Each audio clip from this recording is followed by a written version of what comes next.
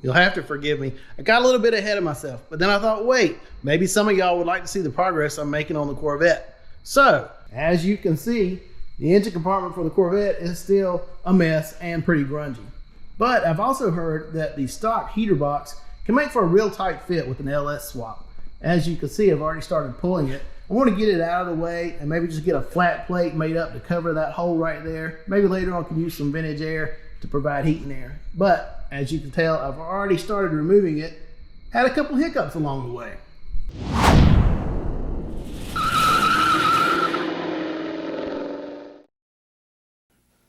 For me, this whole video is a weird series of unintended consequences. Originally, I came into the shop intending to cut out and replace the rusted floors on my 1980 C3 Corvette.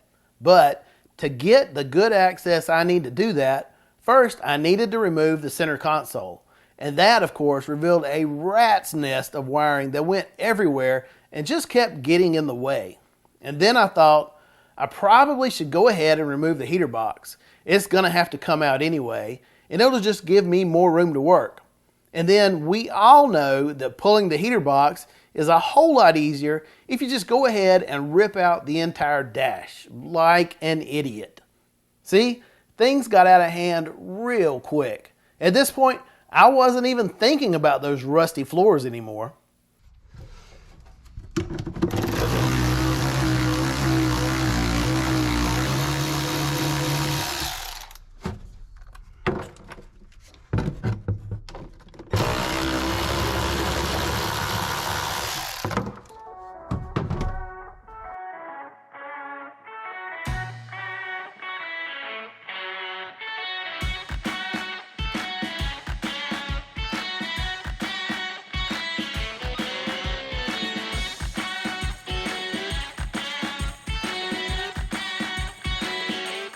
With the dash out of the way, I thought the heater box was going to be a piece of cake. Just 4 or 6 bolts on the inside of the car and another 2 on the firewall side.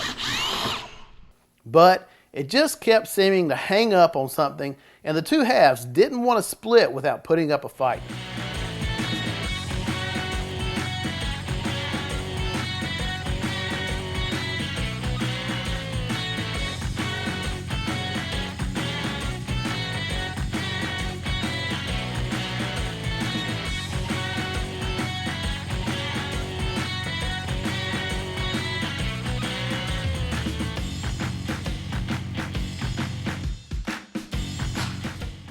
Be gone with your ugly self.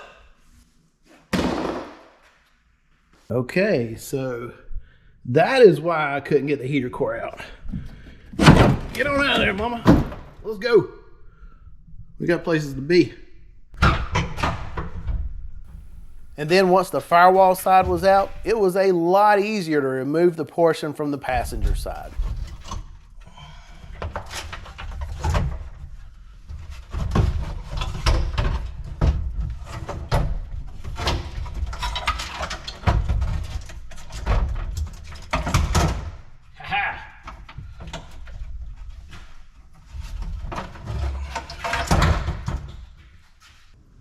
So the heater box is out, and that's fine, except the original plan for this video was to cut out the floorboards and get them replaced, and I'm nowhere closer to that yet. I just keep finding more stuff I'd rather be doing instead. Next up, I'd really like to go ahead and clean up the firewall and get it painted, but this wiring spaghetti mess is just making me crazy. I'm thinking that the best solution will be just to cut it all out because I don't trust it anyway. I don't even know what this is. Speaker? So maybe the best thing to do will be just rip it all out and start over. Of course, my problem is that I'm not a wiring guy at all. I can barely wire a radio as it is. So if I rip it all out, I'll be having to do a lot of learning to get it all back in. But that's part of the fun anyway, right? Although I've got a lot of it out already, the biggest offender is the main wiring harness, which extends from the engine compartment through the firewall and just goes everywhere through the driver's compartment. Besides the original wiring, there's just a ton of hacked up and spliced in homemade garbage that I have no idea what it's for. So Getting it all out of the way is probably a wise move in the long run anyway. But while I was doing that, I also decided to completely strip everything off the firewall. There was a lot of junk tucked behind the driver's side wheel well, including what looked like a vacuum manifold / controller or something for the headlight doors. And behind that is a tank for the windshield washer fluid. There was still water in the washer fluid box. I don't know if you can see that kind of malarial soup in there, but it is nasty. If I ever grow a second head and scales like a fish, this fluid tank will probably turn out to be the reason why. And then, even though it wasn't really necessary at this point, the handbrake and shifter on the tunnel were really bothering me, so they had to go too.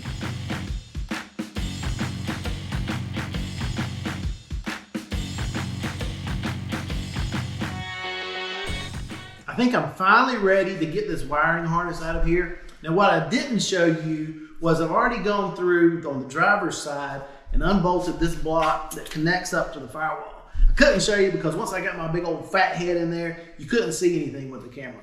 Anyhow, even after unbolting it from that side, it's still stuck. But after a lot of searching, I finally figured out in between these two bundles of wires is a 10mm bolt. So once I get it out, I'll see if I have any better luck.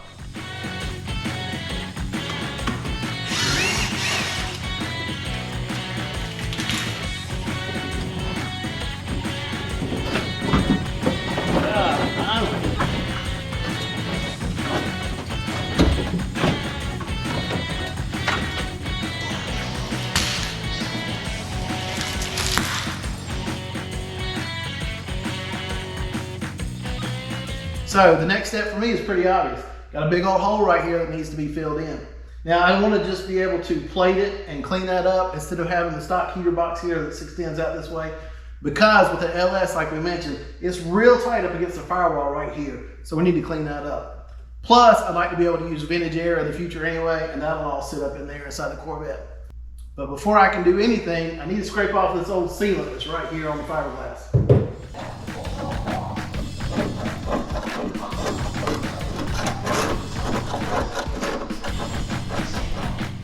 One thing I didn't notice until just now is that this hole right here, this is the access hole for the squirrel cage blower for the AC and heat. It's got a lip on it. It's about 3/8 of an inch or so. Now, I may have mentioned already, my goal is to run vintage air in this Corvette at some point in the future, but not right now. So for right now, I'm just going to make a block off plate for these holes to seal this in the firewall. Obviously though, because of that lip over the squirrel cage blower hole, I can't get a piece of sheet metal to sit flat. But what I did was look at the vintage air instruction sheets. They're all online, and it doesn't seem that this hole is necessary for the outfit. So because of that, I can just grind it smooth and not really worry about it. But because this whole firewall is fiberglass, I don't really want to breathe that stuff, so I'm going to mask up.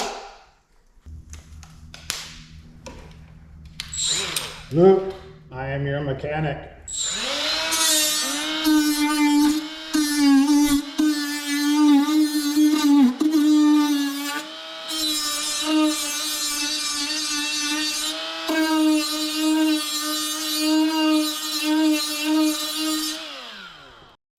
After smoothing the lip around the hole for the squirrel cage blower, I swapped out the sanding disc for a less aggressive paint stripping pad on the angle grinder and set about clearing off any leftover gasket material and accumulated grime off the firewall. Looking back on it, however, even being super easy with the stripping pad was probably a little bit too aggressive for the fiberglass firewall.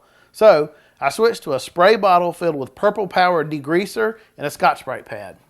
Obviously, the best thing to do would be to take it outside and clean everything appropriately with a pressure washer.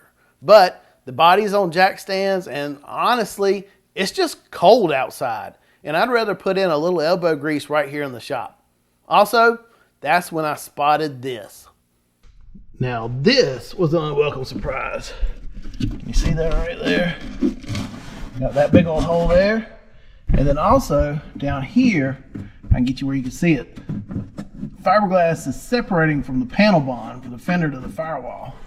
Now, honestly, I don't really know what the best thing to do right here is. and I don't want to get into a full body off restoration. So my solution is to pretend that I never saw nothing and move on. I didn't see anything. You see anything? Nope. Looks good to me. With the firewall cleaned and prepped, well, moderately prepped, it's time to start fabricating a cover panel. This is just a sheet of 24 gauge mild steel sheet metal that I picked up at my local hardware store. Obviously, it needs to be trimmed up to fit the hole in the firewall, and I figured the easiest way would be to use the heater box flanges to create the beginnings of an outline. Man, this thing was full of dirt and leaves and bugs and everything else, and it was way bigger than the hole I needed to cover, but it's a start.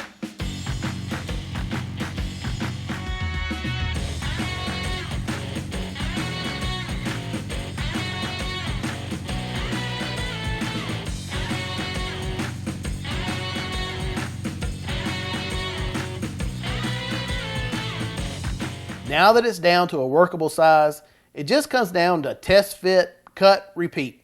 There are 2 1/4-20 studs extending from the firewall around the air blower hole, so I drilled matching holes in the panel and used that to make sure that the panel returned to the same spot every time during fit up.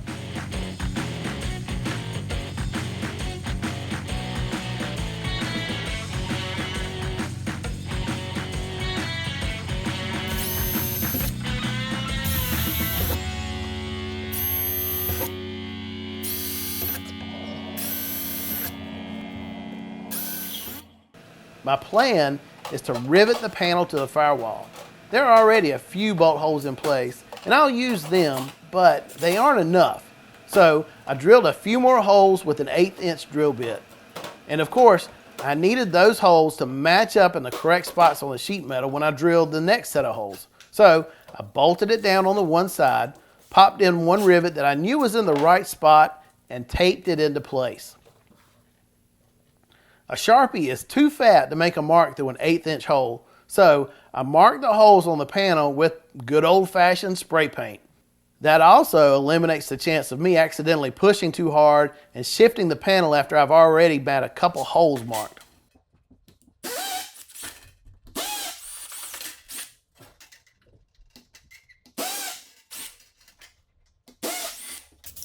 Now that the panel is ready, I scuffed it up with a paint stripping pad to help the primer stick, then sprayed both sides with a coat of primer and then 2 coats of semi-gloss black.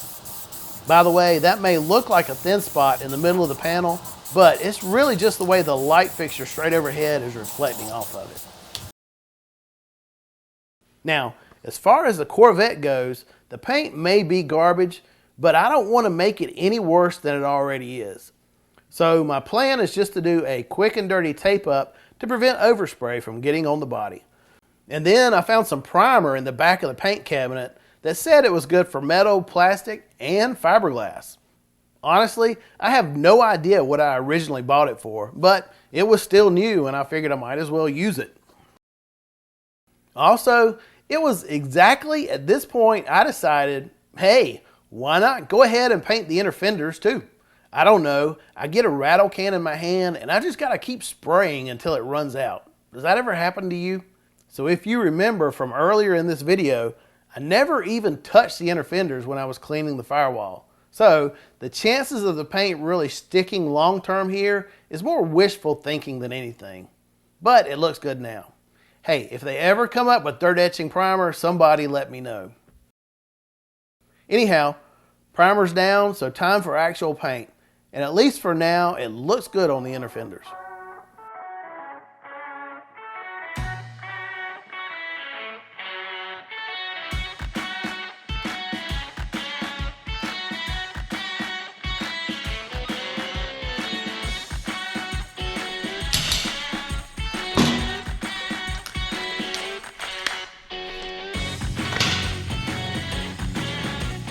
To seal the new panel to the firewall, I picked up a tube of automotive silicone from the parts store. The black 270 silicone is supposed to be resistant to oil as well as corrosive liquids and can withstand up to 450 degrees Fahrenheit. So it should be a good choice to hold up in the engine compartment. Plus, it's black, so even if I gob it up, it should blend in. The rivets I'm using are 1/8 inch aluminum. I'm thinking that way they should be easy to drill out if I ever need to remove the panel. You can't see it, but my daughter is inside the car holding a backing washer in place as I pop each rivet. Hopefully, that backing washer will help protect the fiberglass firewall and prevent cracking. Also, I've never had this happen before, and I don't know if the blame lies with the rivets, the rivet gun, or me, but for some reason the studs on a few of the rivets broke off about 2/3 of the way up instead of at the base.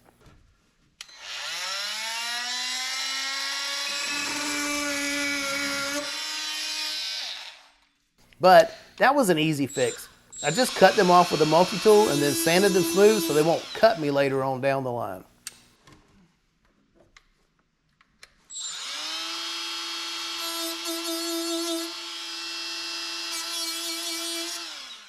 Here's a look at the inside of the panel. For all the rivets, I used number 6 steel backing washers, but in the places where I riveted through a larger bolt hole, I also used a larger 3/4 inch fender washer to help get that gap covered up. And while I had the silicone out, I also ran a bead where I showed you that the fender is separating from the firewall. The other side is inside the door well, so I can only reach it while the engine is out of the way. The silicone provides very little and maybe even nothing in the way of structural support, but it will help keep dirt and grime from going through. And here's the finished product. It looks like I may have way overdone it with the rivets, but I wanted to make sure the panel is pulled tight to fully seal against the silicone all the way around. And hey, when you live by the overkill is underrated mantra, sometimes it just comes back to bite you in the butt. I think what I'll do is follow back up with another coat of black spray paint, which hopefully will make the rivets disappear visually and not distract from the engine when it's finally in place. Sort of like that. Maybe next time I'll actually get around to putting the floorboards in the car, along with some seats that I found that are pretty interesting choices for the Corvette. But you never know. I get easily distracted. Anyhow, thanks for watching. We'll see you next time.